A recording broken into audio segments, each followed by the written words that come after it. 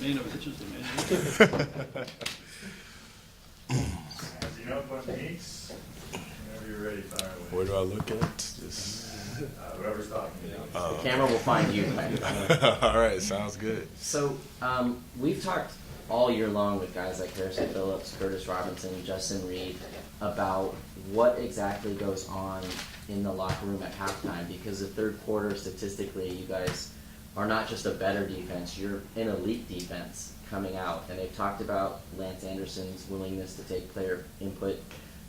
It happened again against Washington State. You guys, in fact, scored points in that quarter. Can you just talk about anything specific that went on in that game and just in general, that process? I think the biggest thing was we just got more focused. We came out and I don't think we were flat, but they did some things that they changed up their tendencies a little bit that we weren't really expecting.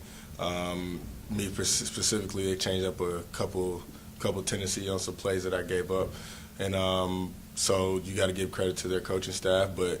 We always come in and we see what they're doing and we make great halftime adjustments and we just get more focused and more dialed into the game plan and realize it's an urgent situation, so you can't be making mistakes. You just got to do your job and trust the guy next to you. And we play great team defense, and when we're in elite defense, we trust each other and we don't try to do too much, but we trust the players around us, and when the plays come, we make them.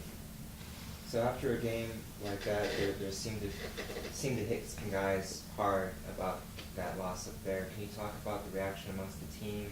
And I would imagine kind of a sense of you guys don't want to repeat, what this feels like last season. Yeah, it was definitely, it hurt a lot. Guys came in the locker room screaming, yelling. Some guys weren't saying anything.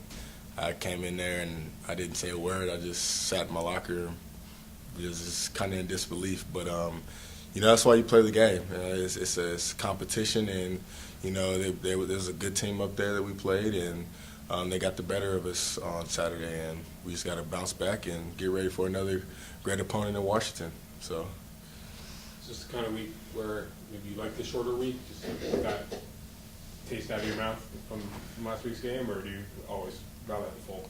Oh, you would always rather have the full, just to give your body that full time to recover. Whenever, even though it's only one day, that day is a big difference. So, but you don't make any excuses. You go out and you prepare, and you know that since it is a shorter week, there's more of a sense of urgency to get better quickly, and that's one thing that I think that we've taken on so far, and we'll see with the first practice how we come out, and I expect us to come out firing and fired up and ready to go. So, Coach Shaw mentioned that the only time he would bring up last year's loss is the fact that there's nothing you can do about last year's loss that happened, and you can only focus on the now. But does it still sting?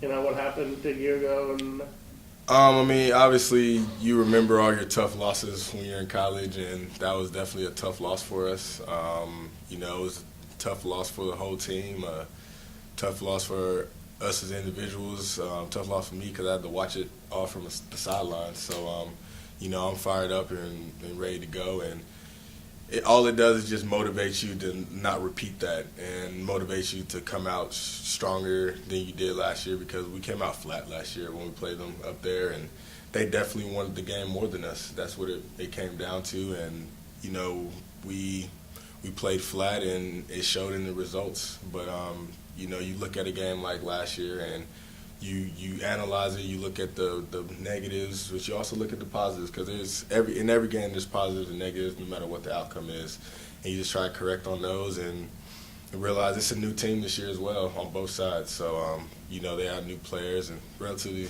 the same players, but you have new players also in new positions. So but you just take it and learn from it, but you don't harp on it or anything like that.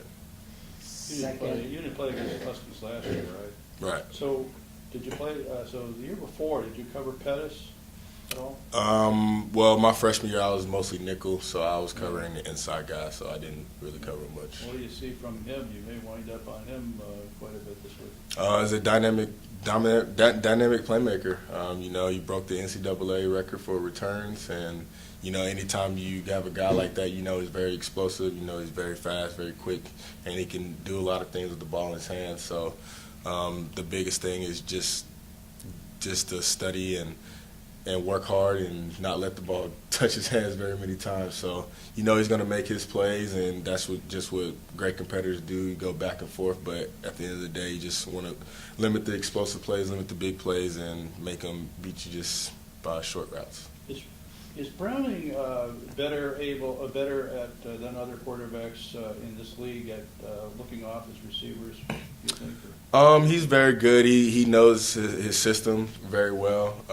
They put him in great position. He has great athletes around him, and so he trusts his playmakers. And if he sees a matchup that he likes, then he's going to try to go to that matchup, and he doesn't have to look at it when the ball is snapped, because he has trust in his receivers and running backs and tight ends to get to the spots they need to get to be open. So with a guy like that, you have to be on your P's and Q's. You can't make many mistakes, but that's most quarterbacks in this league. I mean, that's how Luke Falk was this past week. I mean, he had playmakers around him, and he knew where they were going to be. So he had confidence that they were going to be at the spots they were going to be at. So he just went through his progressions.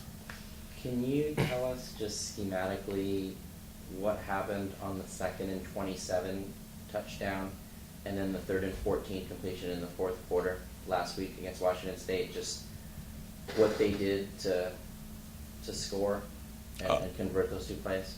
I'm sorry, you have to refresh my memory on The this. touchdown pass. Yeah. The first touchdown pass After they the had back-to-back holding penalties. was on. Yeah, they had a 2nd and goal, but it was from the 27. And I think they ran I think it was a post route. It was a pass over the middle. Yeah, we were just in a cover 2 situation, and they ran one of the weaknesses is the high hole, and they hit that they found it and hit the weak spot of the defense for the touchdown. The other one, I'm sorry. The 3rd and 14 that Falk converted in the fourth quarter, the one on the drive where they scored the winning. Yeah, I think that was actually on me. We were in man coverage, and I was playing off of him because it was a long yardage situation, so didn't want to get up and press. Usually don't want to in those long yardage situations, but drove on the route, and we had a hole player in the middle, and he just found the second window, and it was good execution on their part as well. So, but those are just things where you find the weakness of the defense on the first one and you exploit it, and then on the second one, they just had time to throw and they executed. So, what did you see from Alameen against Washington State, having to step in against such a pass-heavy team in place of Elijah? He did a great job. Alameen's been working his butt off all year. And not a lot of people have been talking about him because he hasn't got the reps that me and Elijah have gotten. But I mean, he's a starter as well in all of our eyes, and he's one of the captains of this team. And he really took that challenge on last week, and I thought he played extremely well. And he's just going to continue to get better and better every week, and as the rest of the year goes on. So you're going to be hearing a lot more about Alameen Murphy, and I'm excited about that too.